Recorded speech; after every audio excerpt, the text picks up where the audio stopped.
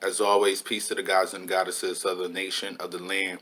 Well, I actually had did a video before this, but as you know, I like to put up slides. So I had to get my slides ready, and my slides wasn't ready on the first video. So I had to scratch that, and now I'm back at you again, as always.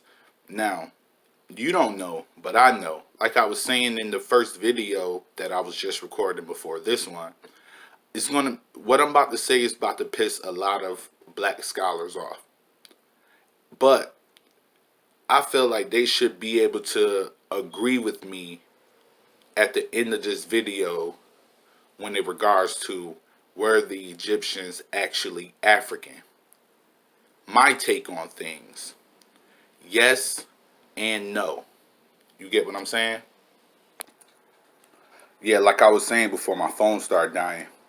But anyways, I'm going to piss a lot of black scholars off with the things that I have to say. But no, in no way am I refuting your facts. I'm not, going against what you done already taught yourself. But I'm just basically adding a little bit of sauce to the seasoning. You get what I'm saying? I'm just adding a little bit of sauce to the food. Just giving the people a little more insight on not just your side of things, but also on science and how can I say other scholars side of the things. Now, when you come to ask yourself whether or not the ancient Egyptians, well, when I come to myself and ask myself whether or not the ancient Egyptians were in fact Africans, the answer for me will be yes and no. When it comes to me and I say were they from a different race, the answers to me would be yes and no. Because it was a mixture of all of these things. Now, first I'm gonna drop some Jews onto you. And I know that you may say that this was racially charged for benefit for the Caucasian race. And in some aspects, I truly believe that too. But with this specifically, I believe that. But I'm going to drop some Jews on you to let you know that they were right in the fact, even though what they were saying in here was actually racially charged and wrong to a fact. Now, the first slide that I'm about to be reading to you, and I'm going to put it up so you can be able to see it. This is what it is.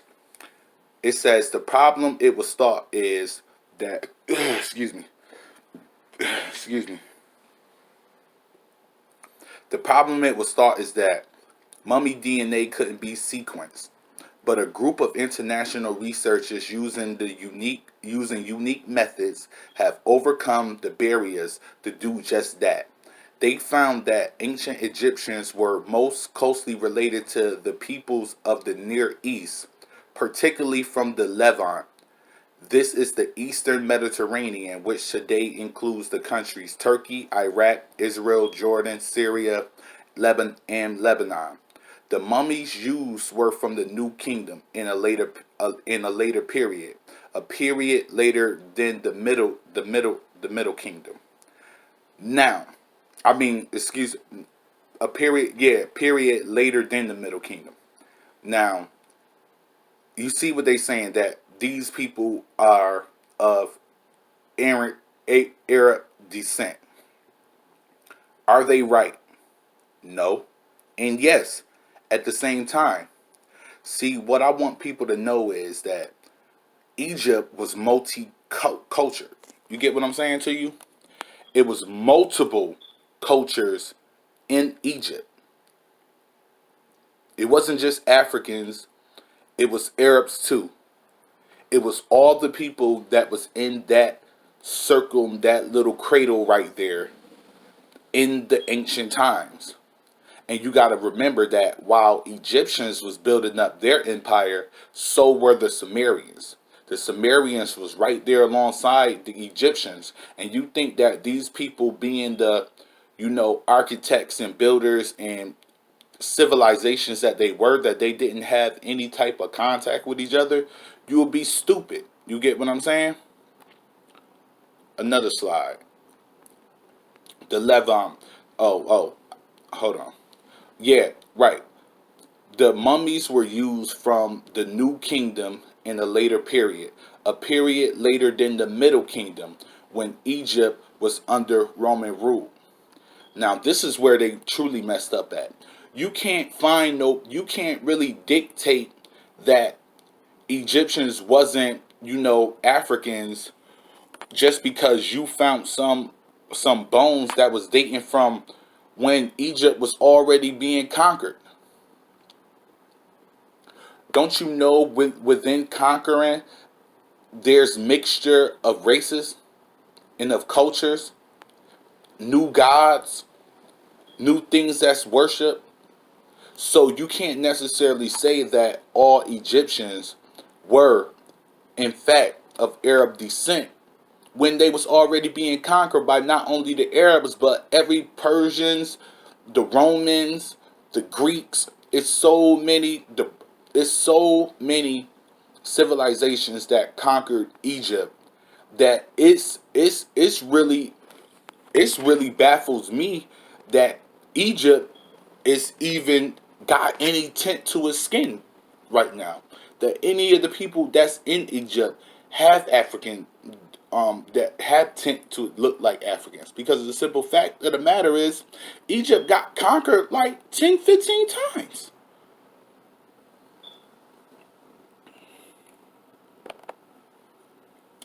Now, this is where they fucked up at.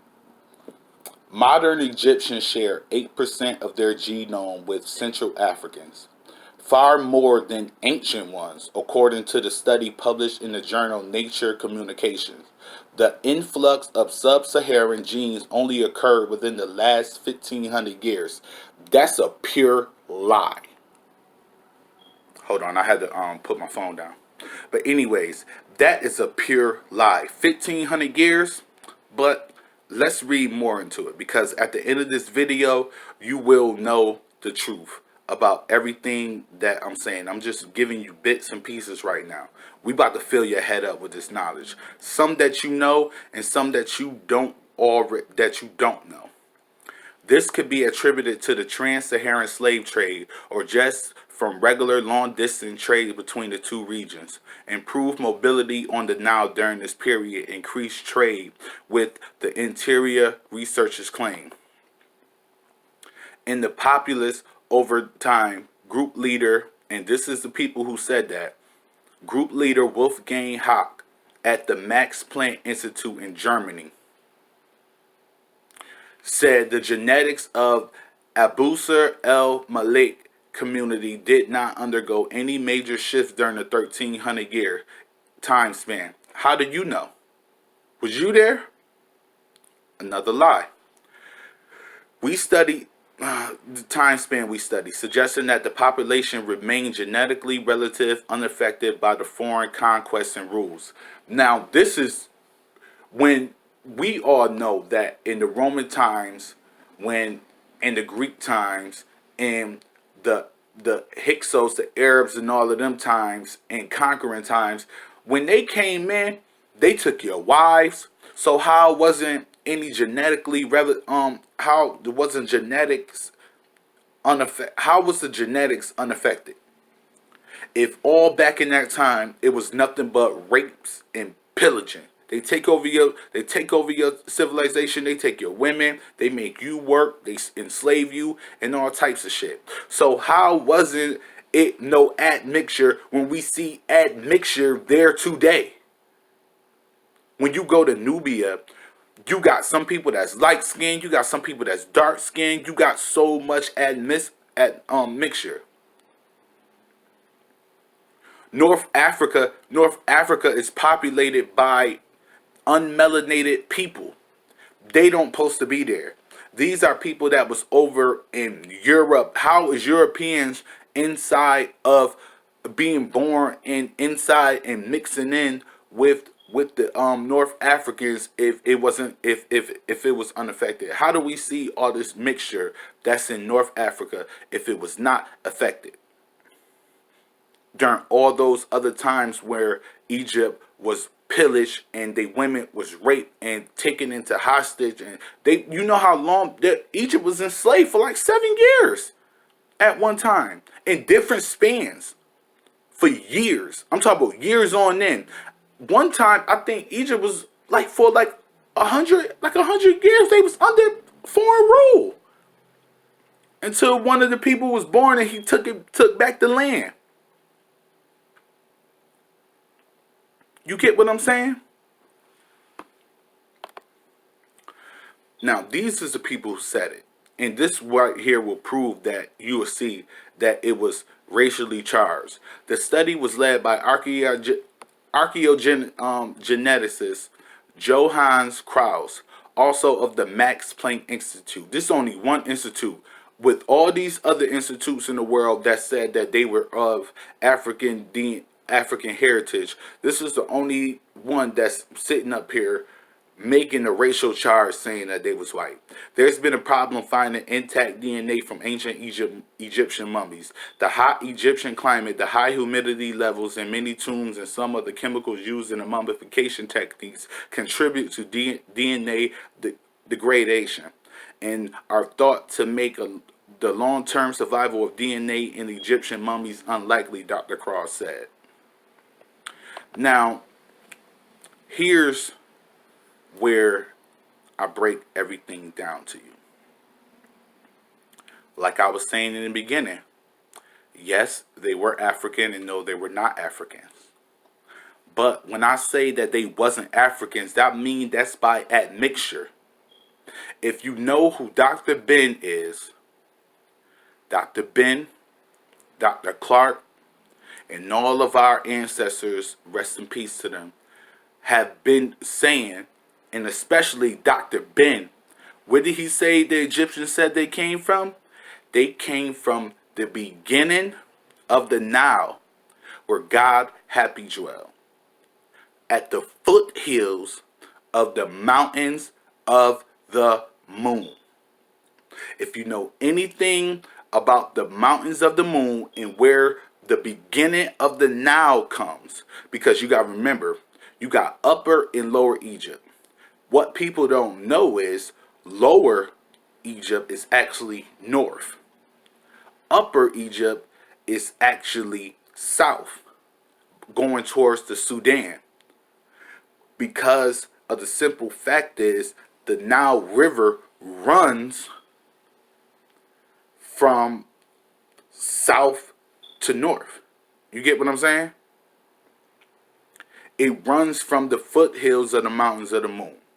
If you know, I'm going to butcher the name. It's like Rwenzori, the mountains Rwenzori. It's in Uganda. If you know anything about those mountains, you know that the clouds at the top of the mountains make it snow. And when the snow drops down, because it's so hot and humid in Africa, soon as it comes down, it begins to melt. It trickles all the way down the mountains and lands in Lake Victoria. From Lake Victoria, you have two sections. You have the Blue Nile and you have the White Nile. Hold on. I don't want to steer y'all the wrong way, so let me make sure that I'm getting it all in check for you. I'm about to pull up the map. Trust and believe, the map will be in here. You got Lake Victoria. This is at the foothills of the mountains of the moon. Rwenzori, I believe that's the name, in Uganda. From Lake Victoria, you have the White Nile. It runs into the White Nile. Now, the White Nile runs in South Sudan to Sudan, all the way up to Egypt. You also have a cutoff of the White Nile that goes into the Blue Nile. That right there goes through Ethiopia. But it still runs all the way up the Nile River, up into Egypt, through Egypt, through Upper and Lower Egypt and out to the Mediterranean seas. That's why you have the lotus flower at there, because when it goes into the Mediterranean Sea, it splits off into four pieces and goes out into the Mediterranean Sea. But it also feeds the Red Sea also. You get what I'm saying? It also feeds the Red Sea. But if you know anything about the South Sudan, if you know anything about Uganda, if the Egyptians are telling you that they came from the foothills of the mountains of the moon, and it's only one mountain of the moon that the Nile runs into. It's only one mountains that empty out into Lake Victoria, and that's Rwenzori. And if you know anything about Rwenzori, Uganda, you know that it is dark Africans there. Now, what they did was they migrated up the Nile River into Ethiopia and intertwined with them when they migrated from that spot. And they went straight up. And what happened? They began to add mixture with the Sumerians and all the Arabs that was coming in through there also. That's where you had the two kingdoms. You had the upper and you had the lower kingdoms. That's where you get Tutankhamun and all of these and all of these Imhotep. You get what I'm saying? The father of medicine and all of that. These people were coming from Upper Egypt, coming from Rwenzori, and they migrated all the way up the Nile, set up camp in the Egyptian range where they had all of their land and they could build the things. They had their limestone right there. All they did, the only reason why Egypt is where it's at today is because of the land. That's why you call it Kemet, the black land, for the soil. It was easy mining over there because they needed the limestone to build it, and it's a lot of mud. And when the Nile River floods, it becomes very muddy. So they could build. It's easy building over there. So they migrated there because it was more habitable for them, even though deep in Central Africa was even just as much habitable. But you gotta think about it. They was only migrating up. They was following the Nile, seeing where the Nile took them, because they didn't want to leave that certain spot right there because they knew that it was fertile land. That's why you hear a lot about the forgotten kingdoms, the black pharaohs that was in the Sudan and Nubia and all of them, which being Tutankhamun and all of them and Imhotep and all these people came from the Uganda Sudan area, and they migrated up the Nile because of the fertilization of the soil there. It was easy to plant crops. It was easy to be able to know the seasons because you know when the Nile is going to flood. It floods through mid-September, and that's the whole time where you supposed to plant up through the winter, and during like January and all that time, that's the growth and the harvest time. You get what I'm saying? It was a constant repetitive motion with the Nile River, and they knew they was able. That's why they was able to. That's why they were so built on time and the stars and the seasons. This where we got. You got to think about it. The oldest calendar in the world is in Central Africa. Adam's calendar. You get what I'm saying? Now, when we get to where the mummies that these people found, even though they was racially charged, you got to understand that once they came up, they met other migrators. That's where you form Upper and Lower Egypt until, they was formed together, and they, a war was fought, but they end up being formed together and became one kingdom. That's where you look at the walls, you see some Egyptians are light, but you got some that's dark. That's because it was an admixture with the Arabs and all of those coming from Turkey, Israel, where Israel is now, Iraq, all of the Middle Easterns were coming in and migrating to that area, because you got to think about it. It was pretty much almost a wasteland where they was at, full of desert. So they was nomads migrating to other places to be able to have food and do the things and build their civilization. But when they came there, who did they meet? They met the Africans. And Africans being who they is, that's the exact same reason why Egypt was so easily overtaken, because they was too nice. You could come over there and they'll let you study in their libraries. They'll teach you their culture. They won't teach you the meta nature, but they'll teach you their culture. They'll teach you how to live. Egypt was the founding civilization for all civilizations. Them and Sumeria. They was the founding civilizations for all civilizations. Even though even though you had your other Africans coming in from Central Africa and Ethiopia and all of them, but these is the founders.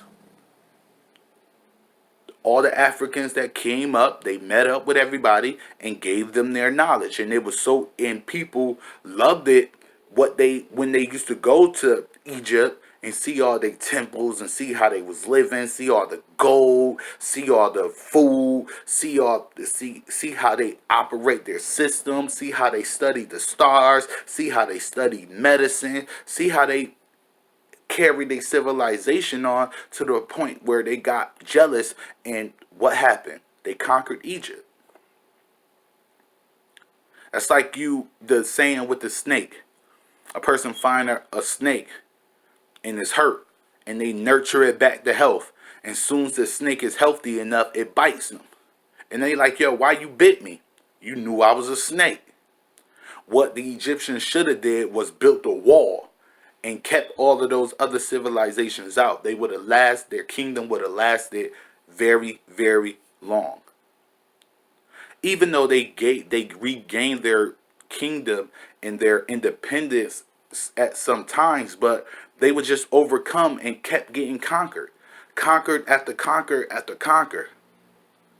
And that's what brought mixture, along with them accepting other people into their society with that mixture. But if you really want to go to the fact, the first Egyptians were black. They was Africans. They tell you straight up, we came from the foothills of the mountains of the moon. And you know the foothills of the mountain of the moon, at the beginning of the Nile, that's Lake Victoria, which is in Uganda, which is populated by nothing but Africans and gorillas. But it's populated by nothing but Africans. So if you migrated from the foothills at the mountains of the moon and you migrated up the Nile, that means that there was no way, shape, or form that you was any other race but Africans, of where they originated from. Now, once they migrated and came all the way up to Lower Egypt and Sudan, and coming towards modern Egypt today, that's where they met the Arabs.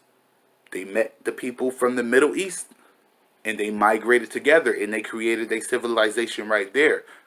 Two races amongst each other, two different cultures amongst each other, helping each other and building their nation, until what happened? Jealousy got involved. So when you ask the question of whether or not the ancient Egyptians was black, the answer again is yes and no. The founding members was Africans who migrated, but soon as they started building their civilization, it was an admixture right there, because the Middle Easterns was already coming over. And you could see it from the paintings and the pictures. You can see it. You see Middle Eastern people along with Africans. But you also see the founder members are majority Africans. You get what I'm saying? When you look at the first pictures of Ma'at and Isis and Imhotep and Osiris and Heru and all of these people, you see that they were Africans. But when you start looking at the worship pictures, you also see Middle Eastern descent people in those pictures along with the Africans. You get what I'm saying? It's just basic. It's basic like that, family. So I mean, take what you can with it. The slides will be up here with the information. And peace to all the guys and the goddesses. And y'all have a blessed day.